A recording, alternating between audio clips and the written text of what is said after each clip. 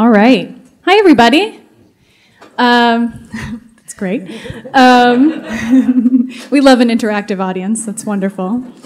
As Tom mentioned, my name is Sarah Faulkner. I'm the former program manager here. So, I had the joy of recruiting great speakers like Virginia, and I'm so pleased that Tom has taken over that role, and he's doing a great job. So I hope you'll continue to support the meetings and attend. I'm now the director of marketing at Goddard, which is a full-service product development firm based in Massachusetts. We just opened an office in California, so this is great timing for us, too. Virginia. Good morning. Good morning. So you joined Intersect ENT this year, right? Early 2019. Yeah, beginning of the year. Right. They're a publicly traded company, for those of you that don't know, that develop drug delivery devices for people with chronic sinusitis. What excited you about joining the team to lead the R&D effort? Yeah. So I've spent my whole career in healthcare in different med device areas. And probably first and foremost, as I thought about Intersect and joining the team there, was Intersect's mission of putting the patient first in terms of driving new therapies in the ENT, ear, nose, throat space. And it really resonated with me. That being in the forefront of innovation, the aspect of having the patient front and center is really, really critical. And that's something that Intersect lived from its very early days. Intersect, for those of you who are not familiar with Intersect, Intersect was really a pioneering company in the ENT space. They're known as a pioneer by the ENT physicians. They really were very foundational in bringing innovation out to the space. Their first product was a drug-eluting stent that was used in the sinuses to improve surgical outcomes. That's called the Propel stent. So you may have heard of that. It was very novel and continues to improve outcomes. We are innovating beyond that. So really, Intersect's position as a pioneering company was very central to how I thought about joining the company, because advancing innovation in healthcare is really central to what I want to do. There's also, as I was thinking about joining Intersect, I really felt like joining the company at the time of Intersect's history was timing where I felt like, coming from a large company going to a smaller company, that there was a lot that I could bring to the company. And there's Intersect, evolving from a startup company to a smaller company to having a small portfolio of innovation, but then being in this position to growing this portfolio, where I really felt like my experience with being with bigger companies could bring something to that. And also the technology of Intersect, when you think about it, a drug-eluting stent for the sinuses, there was a lot about my experience in the coronary space working on drug-eluting stents where I felt like I could bring that experience to help to bring the company to the next level. Yeah, that's a great segue into my next question. So for a little bit of background, before you joined Intersect, you led a Technologies and Innovation division at Stryker Neurovascular. You also led Strategic R&D at Abbott's Nutrition division, right? So what about your experience at those sort of major medtech firms? How does that help inform the work that you're doing now at Intersect? What's it like operating and leading R&D at those major firms compared to, getting in at the startup level and helping to grow a company that way? Yeah, I think it's a really interesting question. The differences between small companies, large companies, I think is very intriguing to consider. And when you think about it, and when I reflect on it, there actually is many more similarities than differences. So innovation is inherently difficult, right?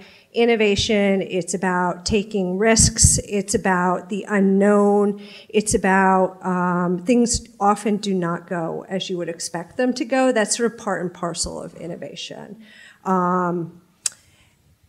Those companies and individuals who really differentiate themselves as innovators are able to navigate those complexities, are able to face those barriers, and they're able to overcome those barriers. And that's the same whether you're in a small company or you're in a large company. I think, when you think about smaller companies, the advantage that they have in the space of innovation is their ability to very singularly focus on advancing innovation. Whereas in larger companies, you often have many, many different projects going on, and innovation may just be one part of it. There may also be, and there often are, other really important business initiatives that compete with innovation. And I reflect back on my times with all the large companies. I've been at Abbott, with Stryker, with J&J. There's a large portfolio of business initiatives plus innovation. So you can lose that singular focus, which makes it more difficult to be able to foster that atmosphere for innovation. So how do big companies deal with it? Well, big companies deal with it. Historically, they've accessed a lot of innovation externally. So that's a model that's very effective for large companies. You essentially acquire technologies after they've been sufficiently de-risked, and you bring them into the pipeline. However, it is very expensive, right? So big companies are learning. How do you address this, sort of fundamental issue with about pursuing innovation in a big company? And they've done it via a number of different techniques. And this is something I did both at Abbott and at Stryker, was setting up sort of these microcultures or microclimates via incubators or other kinds of structures where you can essentially ring fence innovation. And that can be a really effective way of doing it. When I think about reflecting on the similarities, one of the keys to doing great innovation is finding the unmet patient need. What is a critical unmet patient need? And if that is compelling enough, then the innovation will get done. So that's regardless of whether you're in a big company or a small company. I think for us at Intersect, in the space that we operate in, one of the areas where it's incredibly, there's a huge unmet patient need is in the area of chronic sinusitis. And so I think this is a good example of, sort of what it takes to be an innovator. Chronic sinusitis, it affects a really large population. There are patients who have chronic sinusitis with nasal polyps, which is very devastating. It's a huge impact on their quality of life. We pioneered this area with our product called Sinuva. Sinuva is a device, but it has a drug on it, so it's actually regulated as a drug. It took Intersect 10 years to develop this product. There were any number of business challenges along the way, from the technical challenges of developing this product through to all of the commercialization. All along the way, the team faced really big challenges.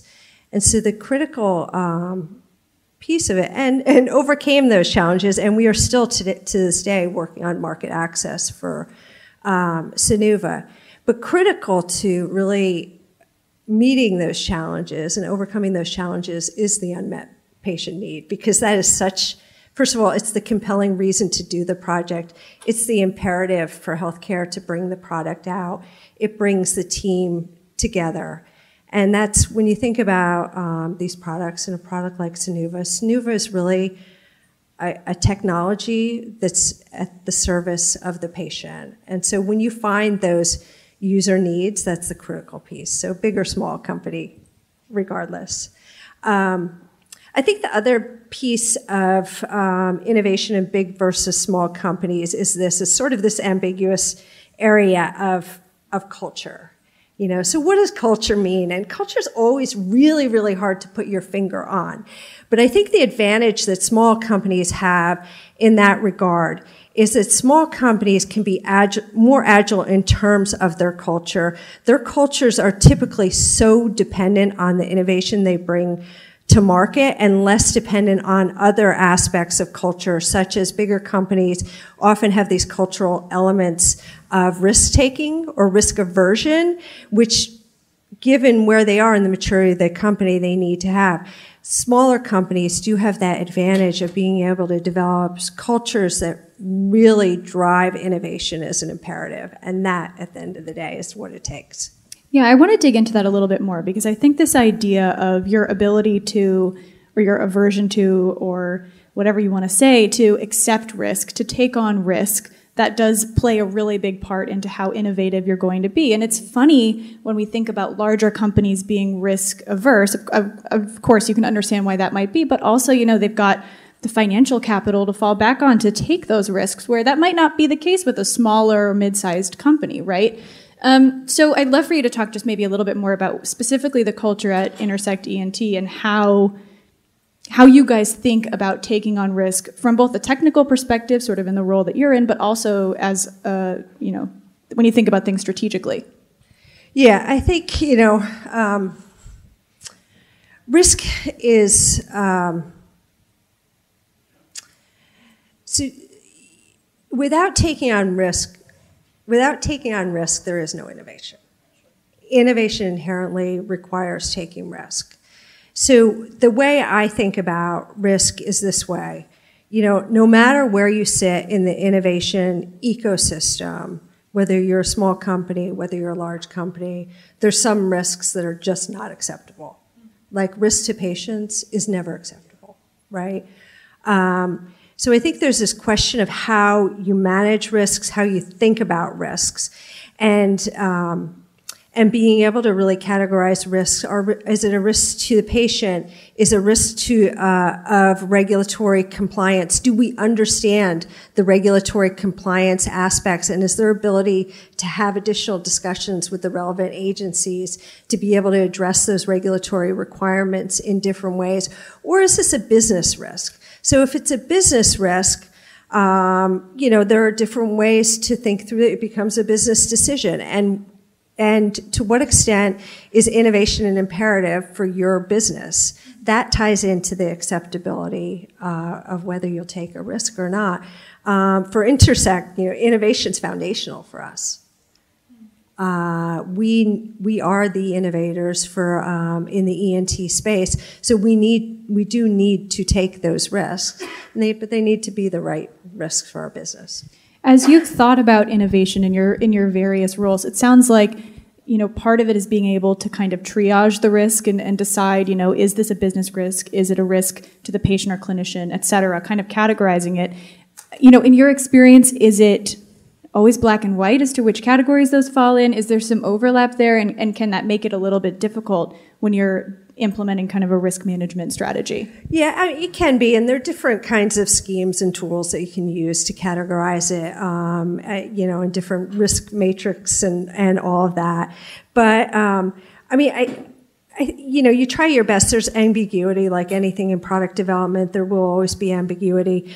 You know, you start with driving for good definitions around things. You work out what's reasonable. You triage risk, and at the end of the day, you have to accept that, you know, taking risk is something that you're going to need to do.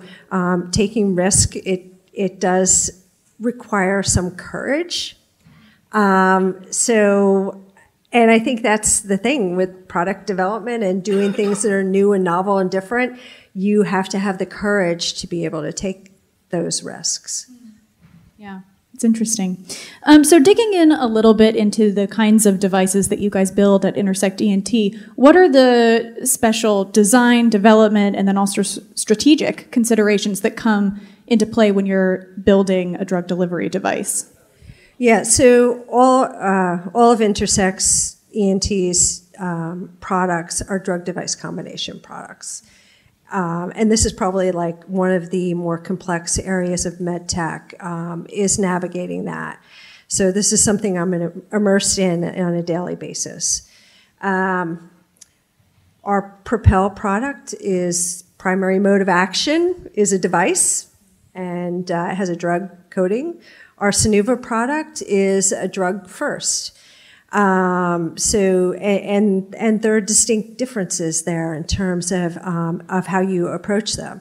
The drug the regulations around drugs is obviously, it's a different part of the FDA than devices, and thus there are very different regulations. So there are things that are required for drugs but not devices, and vice versa.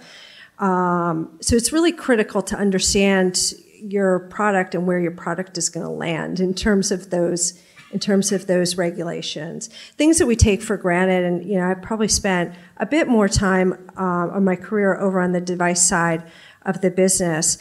Things we take for granted, like design controls. Design controls is really foundational for how you do product development in devices. Well, if you're developing a drug product, design controls are not required. It's a different set of regulations and different set of considerations. So really understanding how to navigate those two sets of regulations, because if you have a combination product, you have different aspects of those two regulatory frameworks that are applied against your product. So knowing what is relevant and integrating it into your quality system is critical. The other piece of drug-device combination products that's absolutely essential is having the expertise on your team from both the drug side as well as the device side. And people who've come up in those two cultures can be very, very different. Both experiences are absolutely essential, and having them at the table, not only present but engaged and collaborative, is critical. And it's not always easy. They speak two totally different languages. They've come up through two totally different sets of regulatory frameworks. But figuring out how to navigate that collaboration and have that discussion and work through what is in the best interest of the company for your product is absolutely critical. Yeah, that's so interesting. That's something I hear a lot when people are talking about drug-device combo products. It's just building a team that kind of can cohesively speak to one another, because you're right, it's totally different languages when you're on the drug side versus the device side. In your experience, I know you've been here for a year, you've been building these drug-device combination products. What's your take on how the FDA has been in terms of regulating the development of these products? I mean, when I spoke to people a couple of years ago about this, it was sort of, gosh, the FDA is still figuring it out as to how, how they should set the guidelines for the development of these products. What's your take on how that's evolved? Yeah, so I think it's still a really challenging area for us, but I will say this. The FDA is very collaborative with us and really works closely with us. It is challenging to develop and advance these programs because there's so many unknowns in terms of the regulatory requirements, but the FDA is very open to having the discussion and working through it with us. That doesn't mean that it's necessarily, it's still challenging and difficult. But you look at things like our Sinuva product, which, again, it went through an IND, it went through a drug pathway. That we had a lot of back and forth with the FDA before we sort of arrived at that's the way it should be regulated. And when they look at it, there's so many different aspects that they look at, from the design of the product, the amount of drug on the product, through to what is the nature of the claims that you want to make on the product. Because if you're making claims for therapeutic benefits, such as we do with Sinuva to treat nasal polyps, then the FDA will want it to be regulated as a drug. So with our next, we'll face it with every next generation of product that we come out with, of having that discussion. Is this a drug? Is it a device first? Yeah, so as you've mentioned it, that has kind of forced you guys in a way to be more collaborative with the FDA, and you found that they've been willing to engage with that sort of collaborative mindset. I mean, what I hear from most folks when I speak to them in terms of regulation, they always say that's what the FDA is looking for. They're looking for people. They want you to be proactive and collaborative with them. That's been your experience? Yeah, and it's early and often is what they say with the FDA, and it's really true. They have been extremely collaborative. We have many different touch points with the FDA, which helps to guide these plans and decisions.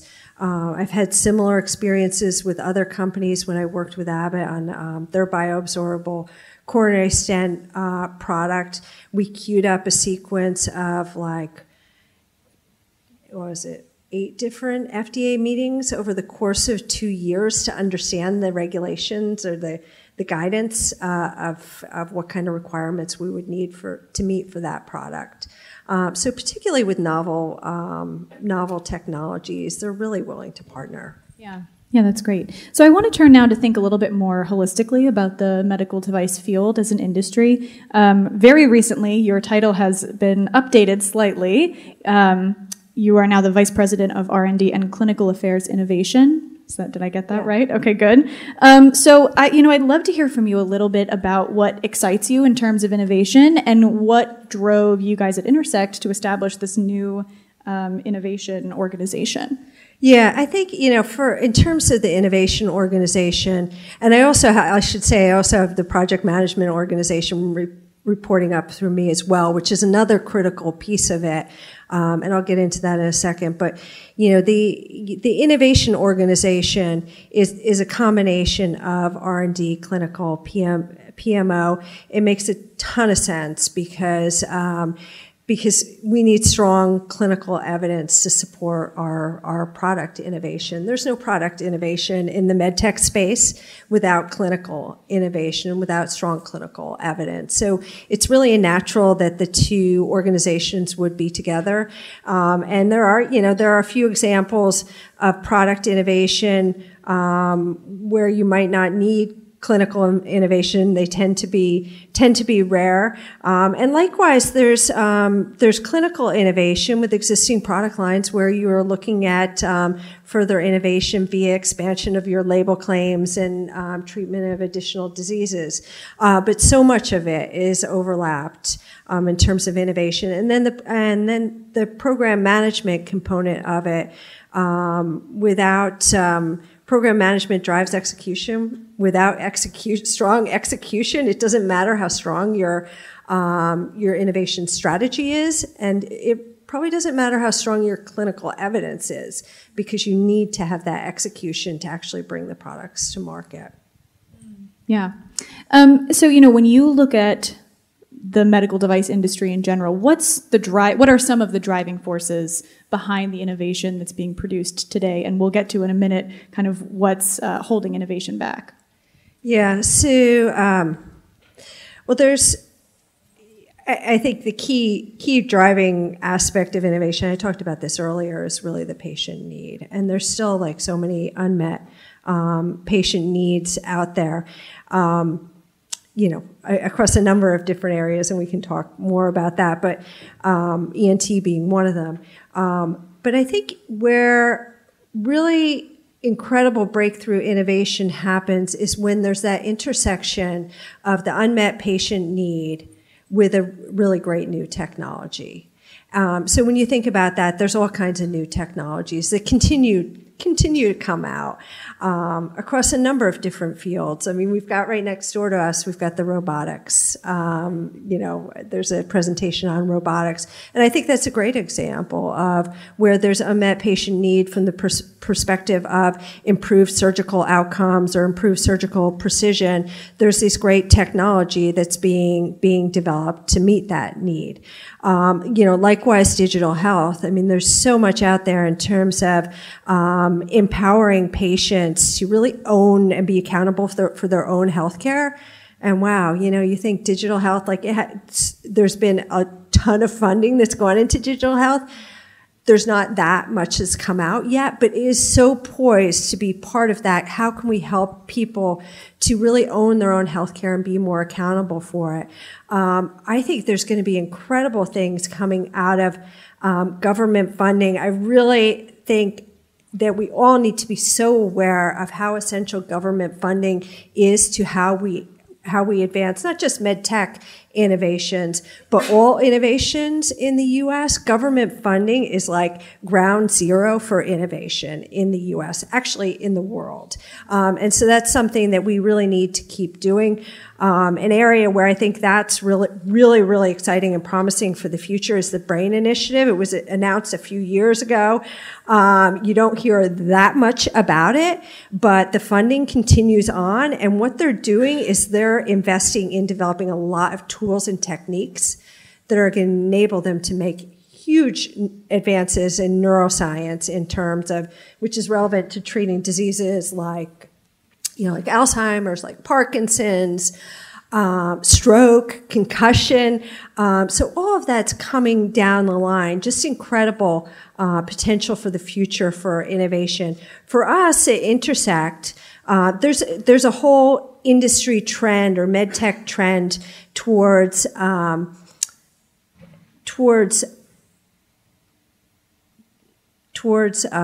gosh, I lost my train of thought here.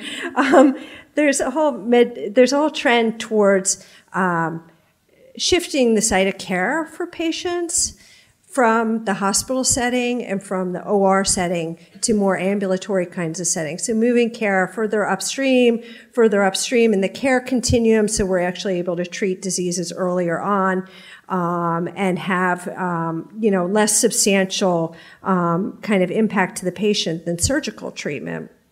So that's something certainly in the ENT space that we're really interested in what that looks like. One of our pipeline projects that I'm really excited in is a drug-coated balloon. It's a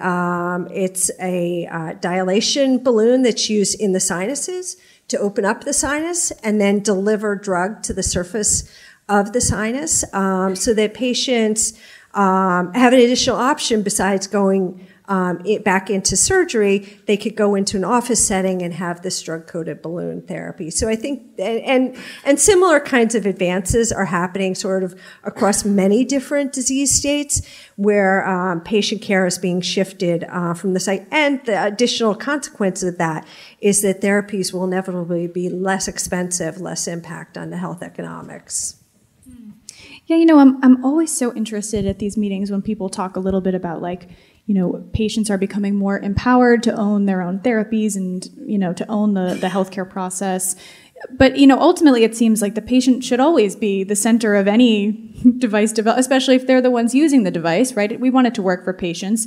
And with human factors being more of a design and development consideration these days, what do you attribute that to, moving the patient earlier in the device development process, this trend of really focusing in on the patient as sort of the ultimate area of focus? What do you attribute that to? Yeah, I think it's always been there. It's always been there, and the great medtech innovations that have come out have really tended to put the patient front and center. So I think it's, there's this whole concept in design thinking about customer-centric design. So when we talk about that medtech patient-centric design, it's really coming out of that sort of design theory. I think it's just putting a language around something that's always existed. And, the reality is no one wants to put an investment down in medtech and then not have that investment, bear out. And so a key predictor of that is, did you get a patient need? Is it a substantial unmet patient need or not? And if it's not, then that's a really big predictor of whether your innovation is going to be successful or not. So I don't know that it's a new thing, but it's definitely a recognition of innovation and entrepreneurship. I wouldn't say there's a formula for it, but there's definitely a process around it. And that process is, if you really understand and characterize a patient's unmet need well and use that as a basis for your innovation, then that is a really good predictor of your success. And as I said earlier, that when you really have a compelling unmet patient needs, it also catalyzes a team and an organization behind it to sort of rise up and meet that need. Yeah, sure. It kind of lights a fire underneath the whole team and keeps them motivated. Sure. So kind of on the flip side of that coin, are there things, what sorts of things concern you about the current state of innovation? Are there factors that are kind of holding that innovation back that you see when you look holistically at the field? Yeah. I mean, probably the biggest piece that I'm seeing from where I sit today is about market access.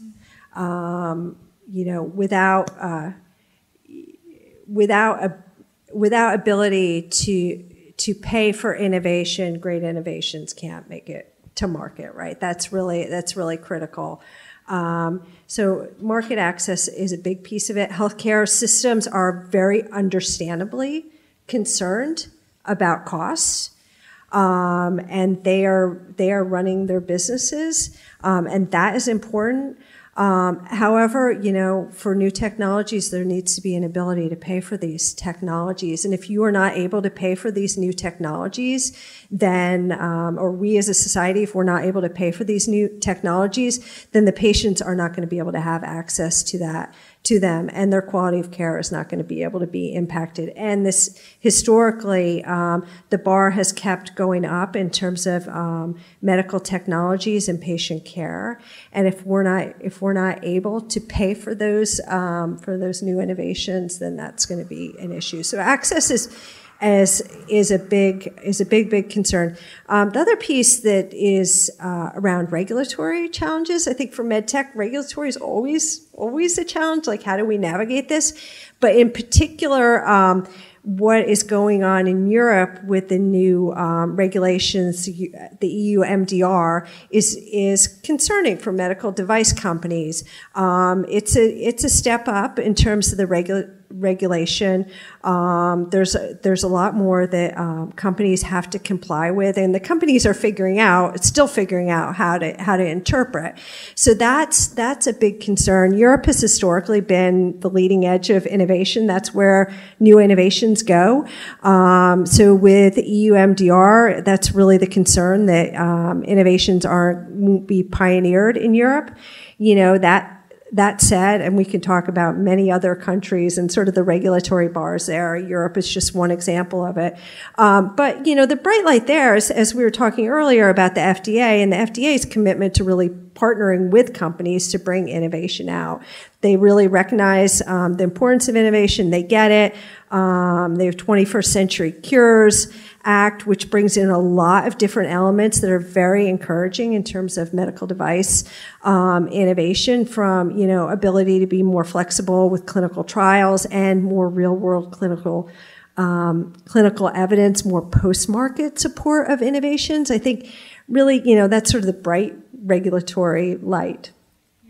Yeah, it's so interesting to see as things unfold in Europe, with heightened regulations, with just general confusion about how to comply with the new rules, right?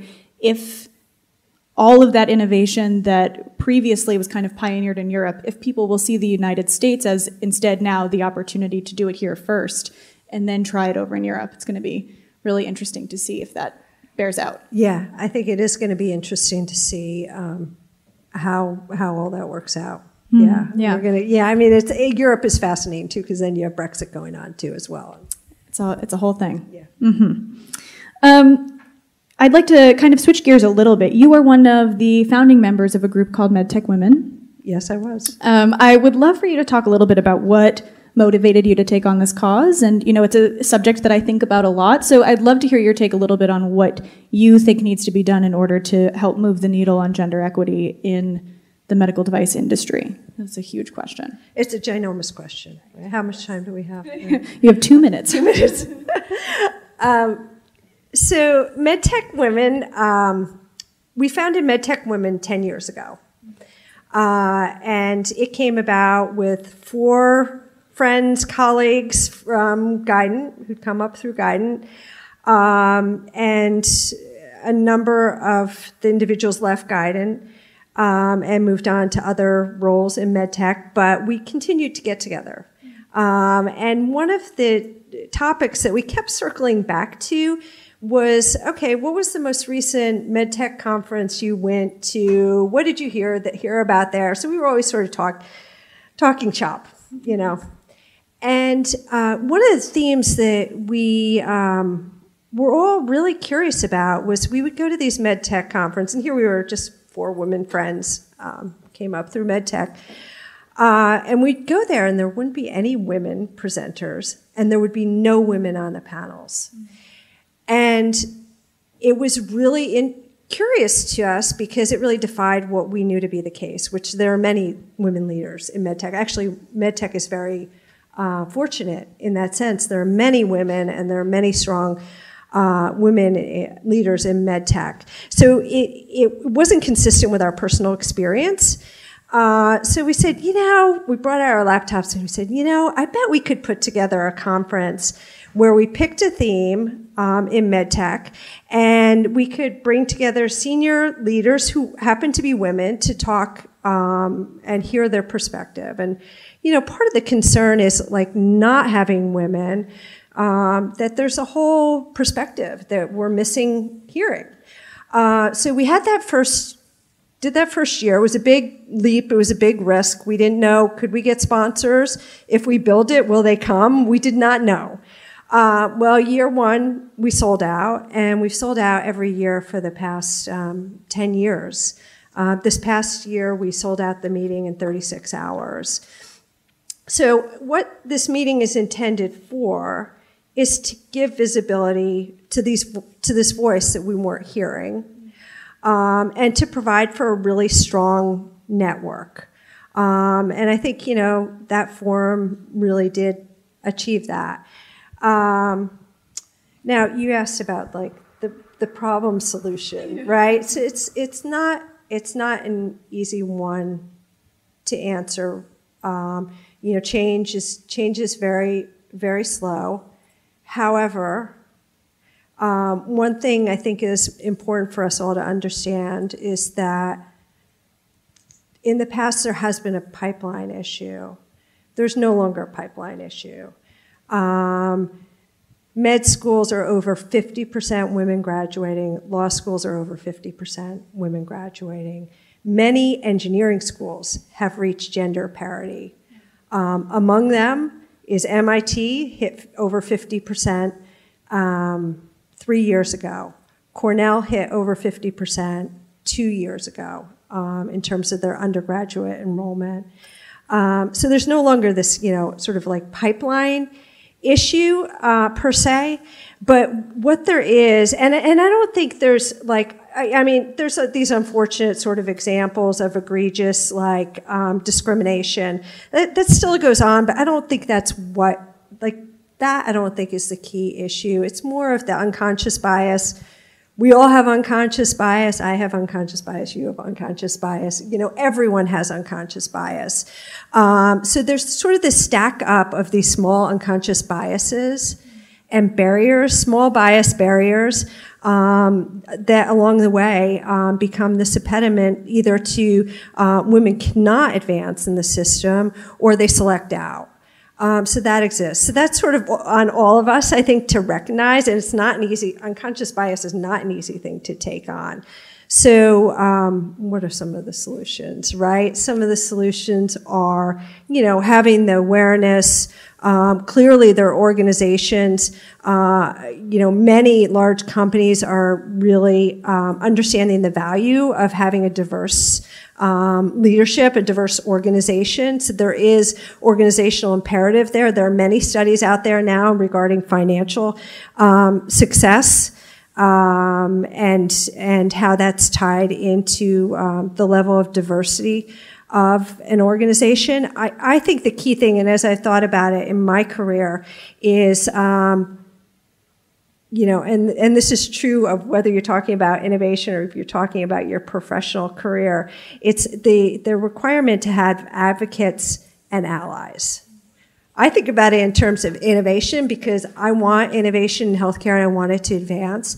And I think, having those people who are advocates and allies of innovation are important. But it's also incredibly important in terms of diversity. Having advocates and allies, it's not going to be a minority group sort of on their own finding the way to the top. It's really going to require advocates and allies along the way. And I, benefited from mentorship, advocacy of many male mentors along the way. And I think that that's really, really critical piece to it. Yeah, so for us, this aspect of access is a big one for us. We're still navigating that with our Sinuva product. Again, it's like a really needy patient population. It is a miserable quality of life if you have chronic sinusitis with nasal polyps. And Sinuva is a product that has very strong clinical evidence behind it. However, we're still facing challenges in terms of the access for patients. There's a lot of complexity there. It's sold as it's distributed as a pharmaceutical product. So there are any number of hurdles there for us, but it's really assuring access to that product. Beyond that, it's about our pipeline. So I'm really excited about the drug-coated balloon, and we just completed our pilot clinical study and announced the results a couple months ago. Very encouraging. We're showing drug effects out to a month. So that's pretty amazing when you consider, a balloon dilated in the sinuses for 10 to 15 seconds and then removed, and then you still have persistent drug effect a month out. So I think that's really exciting because that offers that possibility that patients now have an option besides going back into surgery again and again and again. They have another option where they can come in for a simple office procedure. That's really exciting stuff. Thank you. We've got time maybe for one or two questions if anyone in the audience has a question for Virginia.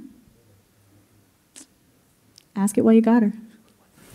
So in product development, I find that, specifically in the R&D end of the product development process, I find that we often learn a lot more from our failures than our successes. Yeah, absolutely.